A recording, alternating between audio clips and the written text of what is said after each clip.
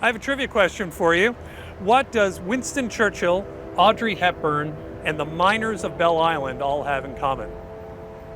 I actually can't give you that much time to answer or look it up. I've got to catch this boat.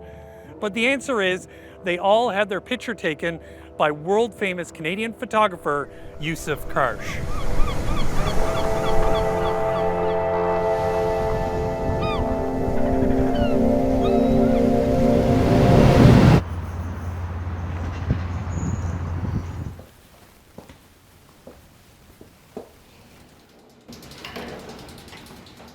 Karsh was a young refugee that arrived in Canada in 1923, actually New Year's Eve of 1923, escaping the Armenian genocide. And he was sponsored by his uncle, George Nakash, which was also a photographer in Sherbrooke, Quebec. His uncle needed help at his studio, and then he just discovered passion about it and decided that's what he wanted to be in life. He had a very particular style and an aesthetic that was very personal to him that actually made his photograph almost instantly recognized around the world. But it's important to know that he did a lot more than just the portraits of the famous. He did industrial portraits, he did city portraits, he did like all of kind of assignments across Canada and in the States and in Europe. I think that's basically what moved him. He really wanted to give back to the world.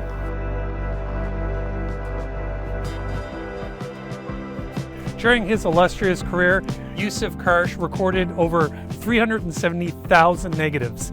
His work can be seen all over the world in museums and galleries, including in London at the National Portrait Gallery.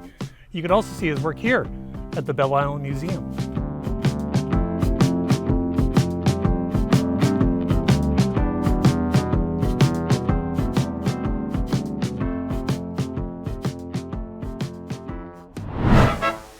Certainly, the most famous mine in Newfoundland is the Dominion Steel and Coal Corporation's Wabana operation on Belle Island. This is the only submarine-type iron mine in the world.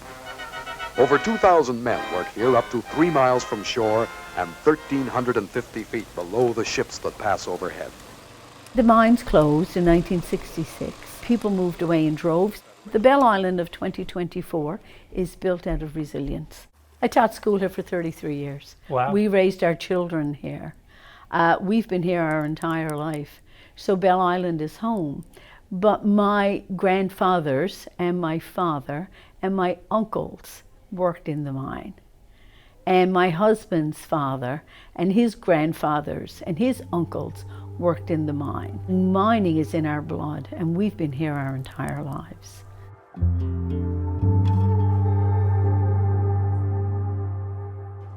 Karsh photographed Martin Luther King, Nelson Mandela, Mother Teresa. But to me, the most important person he photographed was Tom Tremlett from the Valley, who happens to be my grandfather.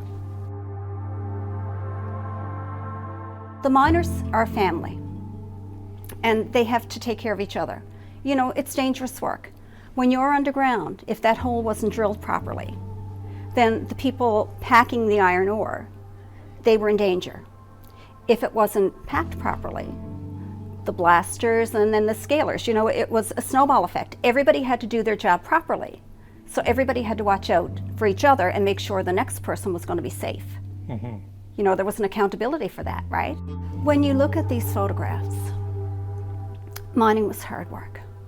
It was difficult physically, mentally, but you look at all these faces and you see them smiling. You see kindness, and you see a gentleness.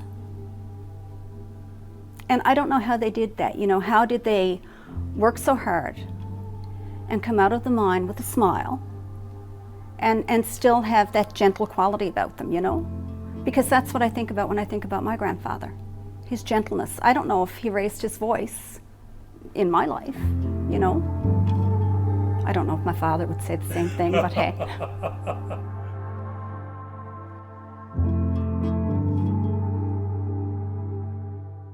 He would treat you the same way he would treat a US president or a prime minister. You can see in his notebooks, he took the names of most of the miners that he photographed, and not only the names, he wrote down their ages, where they were born, like if they had children, how many years they were working with the company. When you were with him in his studio or being photographed, you were the most important person in the world for him. At the end of his career, Yousuf Karsh went through all of his photos and negatives and prints and selected 500 of them, the ones that meant the most to him. One of those ones was of this guy, Billy Parsons.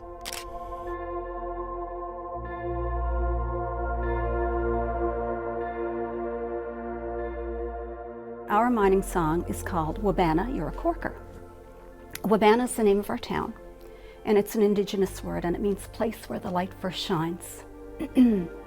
Corker is an Irish term, and it means somebody who really knows what they're doing. And they would sing it, and it goes like this.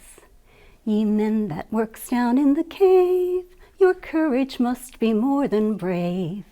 To work the mines beneath the waves, Wabana, you're a corker. And that's what they would sing as they worked.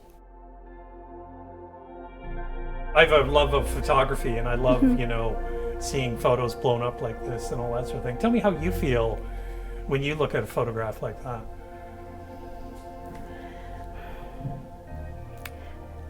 Take your time, it's all good. When I look at that picture, when I was younger, I used to see my grandfather. He's 47 on that. When I look at that picture now, I see my sons, who are in their 30s, and I see my daughters, and I can't help but compare and think about the life he and my grandmother lived, and think about the life that my children have, When I look at that picture, I'm not in this beautiful museum anymore. That picture brings me back to the tiny house in the valley, in the kitchen with the daybed, and the only sounds you can hear, well, you can hear the wind blowing off the ocean, and the kettle whistling on back of the oil stove. I'm sweating because the heat was sweltering in that kitchen, and I can see my grandfather lying back on the daybed and one arm behind his head, and I can see Nan sitting beside him with the rosary beads. So it's not just a picture.